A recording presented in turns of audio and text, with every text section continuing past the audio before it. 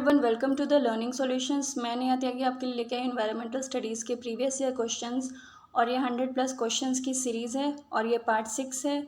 इससे पहले भी मैं 5 वीडियोस बना चुकी हूँ जिसका लिंक मैंने डिस्क्रिप्शन बॉक्स में दे रखा है और ये बहुत ही ज़्यादा इंपॉर्टेंट है CTET plus other teaching exams के लिए। So let's start. Question number 1, Kurukh is the language of the people of. Kurukh language जो बोली जाती है वो कहाँ के जो पीपल जो बंदे हैं या जो भी ह्यूमन बीइंग हैं वो कहाँ के लोग बोलते हैं। तो ए मिज़ोरम, बी मणिपुर, सी अरुणाचल प्रदेश, डी झारखंड। तो कुडुख लैंग्वेज हमारी कहाँ बोली जाती है? झारखंड में। तो इसका आंसर होगा हमारा डी झारखंड।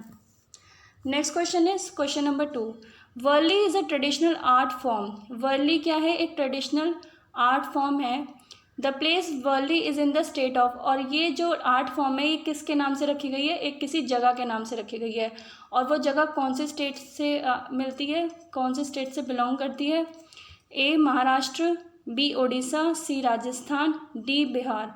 तो जो वर्ली ट्रेडिशनल आर्ट फॉर्म है वो ज़्यादातर महाराष्ट्र एरिया में परफॉर्म होती है, ये जो भी चीज़ें होती हैं, और उसकी जो एक पर्टिकुलर जगह का नाम भी महाराष्ट्र में वर्ली है।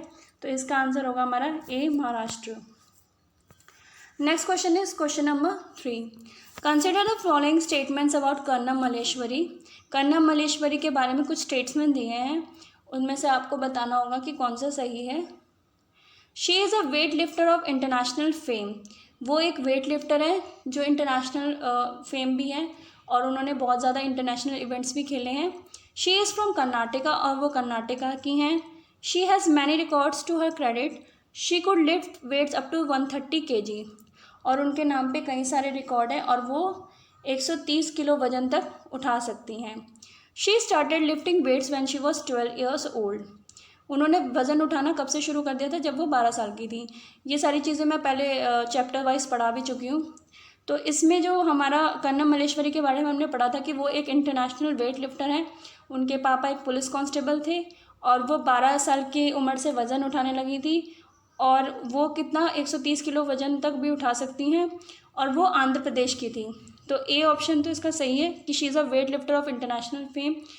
B, she is from Karnataka, वो कर्नाटका की नहीं थी, वो आंध्र प्रदेश की थी। She has many records to her credit, उनके पास काफ़ी सारे रिकॉर्ड है और वो अपना जो वेट लिफ्ट कर सकती है वो 130 किलो तक कर सकती हैं। She started lifting wait when she was 12, और ये भी बिल्कुल ठीक है। तो इसमें गलत कहाँ पे आ रहा है? बी ऑप्शन, क्योंकि वो आंध्र प्रदेश की थी। तो इसमें देखते हैं हम ए सी डी कहाँ पे है, तो वो है हमारा ऑप्शन नंबर बी। तो अब हम इसको टिक करते हैं, तो इसका आंसर होगा हमारा B, A, C and D. Next question is, in Braille script rows of ब्रेड्स dots are made on a thick paper. जो ब्रेल स्क्रिप्ट होती है वो जो विजुअली देख नहीं पाते हैं बच्चे, उन लोगों के लिए बनाई गई है ताकि वो टच करके फील करके पढ़ सकें। और वो क्या होती है, वो एक पेपर पे बनाई जाती है, थिक पेपर पे बनाई जाती है और किसी पॉइंटेड टूल से बनाई जाती है ताकि वो जो पॉइंट्स उसके बने वो ऊपर आ जाएं, और वो जब हम टच करें वो उभरे हुए से मतलब हमें फील होने लगता है। तो वो कितने पॉइंट्स पे बेस्ड होती है? तो मैंने बताया था आपको कि ब्रेल स्क्रिप्ट जो होती है वो कितने पॉइंट्स पे होती है? 6 पॉइंट्स पे। तो इसका देखते हैं ऑप्शंस, ए 4 पॉइंट्स, बी 6 पॉइंट्स, सी 8 पॉइंट्स, डी 40 पॉइंट्स। तो जो ब्रेल स्क्रिप्ट होती है वो हमेशा 6 पॉइंट्स पे होती है। तो इसका आंसर होगा हमारा B, 6 points. Next question is, growing the same crop over and over and using so many chemicals makes the soil. मतलब बार बार एक ही क्रॉप को ग्रो करना, बार बार एक ही फसल को ग्रो करना और बहुत ज़्यादा केमिकल यूज़ करना जो फार्मिंग लैंड है उसमें, तो वो क्या करता है उस ज़मीन के को किस तरह से इफ़ेक्ट करता है, वो जो सॉइल होता है उसको। A useful for a special kind of crop grow करने के लिए उसको फ़ायदा देता है, सॉइल अच्छा हो जाता है। बी फिट फॉर इरिगेशन के लिए अच्छा होता है। सी फर्टाइल बनाता है लैंड को। डी बैरन बनाता है। तो जब भी हम ज़्यादा से ज़्यादा केमिकल्स यूज़ कर रहे हैं और हम एक ही तरह का फसल उगाए जा रहे हैं तो उससे क्या होगा, हमारा जो खेत होता है वो क्या हो जाएगा, वो बंजर हो जाएगा। तो इसका आंसर होगा हमारा D, barren. Next question is, select the correct statements about Madhubani paintings. हमें जो मधुबनी पेंटिंग्स हैं उनके बारे में करेक्ट स्टेटमेंट ढूंढना है। To make this paintings indigo turmeric colours from flowers and trees etcetera are used. इन पेंटिंग्स को बनाने के लिए इंडिगो नील जो टर्मरिक यानी कि हल्दी, colours from flowers and trees मतलब नेचुरल कलर्स का यूज़ करके बनाई जाती है। B option, the painting show human beings, animals, trees, flowers, birds, fish etcetera. और जो ये पेंटिंग बनाते हैं उसमें क्या होता है, उसमें कोई एक ह्यूमन बींग बना देंगे, कोई एक जानवर बना देंगे, कोई आपको एक पेड़ बना के दिखा देंगे, मछली बना देंगे, फ्लावर बना देंगे, बहुत सारी चीज़ें बनाते हैं। It is a very old form of art and is named after the place Madhubani. और ये क्या है, बहुत ही पुरानी टाइम की चली आ रही एक आर्ट है। और ये किसके नाम से रखी गई, एक प्लेस है जहाँ पे उसके नाम से रखी गई है। Madhubani is a well known district of Rajasthan. और मधुबनी एक डिस्ट्रिक्ट है राजस्थान की। तो इसमें से देखते हैं कौन सा ऑप्शन सही है। ए ऑप्शन सही है, क्योंकि to the make this paintings indigo turmeric colours from flowers and trees are used. वहाँ पे क्या होता है, जो मधुबनी पेंटिंग्स होती है वो नेचुरल कलर से और पाउडर्ड राइस से, जो चावल का वो होता है ना, पाउडर होता है, उससे बनती है। तो ये तो सही है। B, the painting show human beings, animals, trees, flowers, birds, fish. और वो क्या पेंटिंग क्या शो करती है, एक ह्यूमन बींग का फोटो बना देंगे और फिश बना देंगे, कोई जानवर बना देंगे, तो वो इस तरीके से बनाते हैं।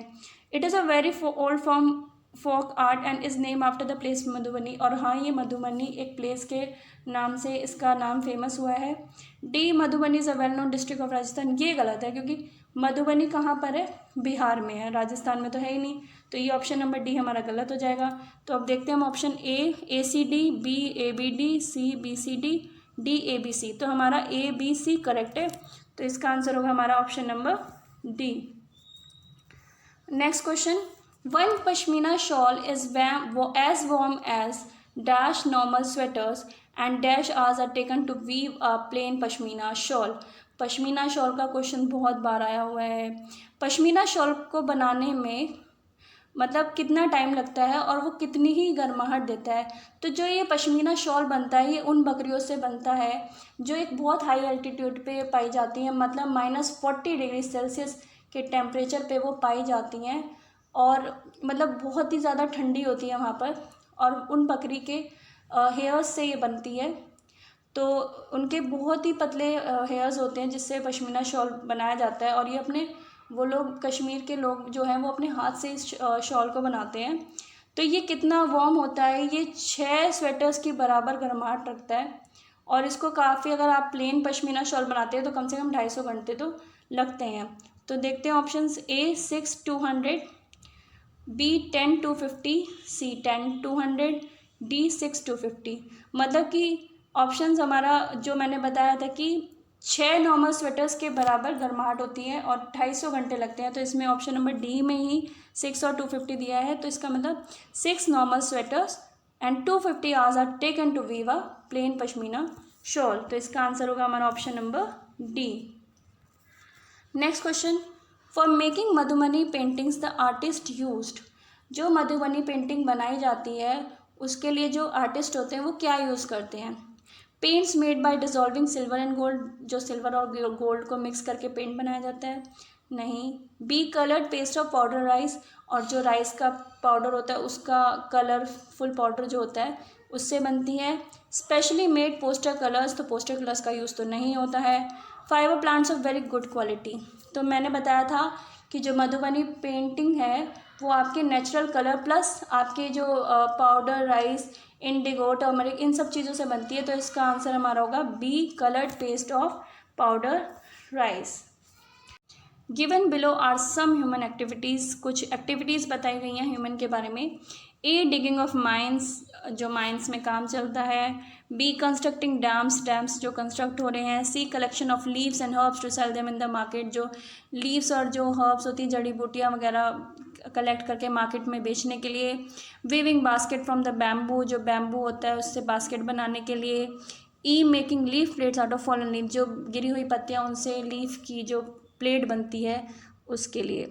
The activities responsible for the disappearance of forest is और आर, मतलब इनमें से कौन सी ऐसी एक्टिविटी है, मतलब जो हमारे रिस्पॉन्सिबल है जो फॉरेस्ट को ख़त्म करने के लिए, पेड़ों को ख़त्म करने के लिए। तो ऑप्शंस देखते हैं। ए, डिगिंग ऑफ माइंस, ज़्यादा माइंस को खोदा जा रहा है तो पेड़ तो कटेंगे ही, तो ये तो बिल्कुल ठीक बात है। बी कंस्ट्रक्टिंग डैम्स, तो डैम्स कंस्ट्रक्ट होंगे तो फॉरेस्ट तो ख़त्म होगा ही, क्योंकि पेड़ काटने पड़ेंगे जब भी डैम्स कंस्ट्रक्ट हो रहे हैं। C collection of leaves and herbs to sell them in the market, तो कलेक्शन ऑफ लीव्स, तो अगर आप किसी हर्ब्स वगैरह बनाने के लिए लीव्स कलेक्ट करें तो आप पेड़ तो नहीं काटोगे, तो वो ये तो ऑप्शन ठीक है।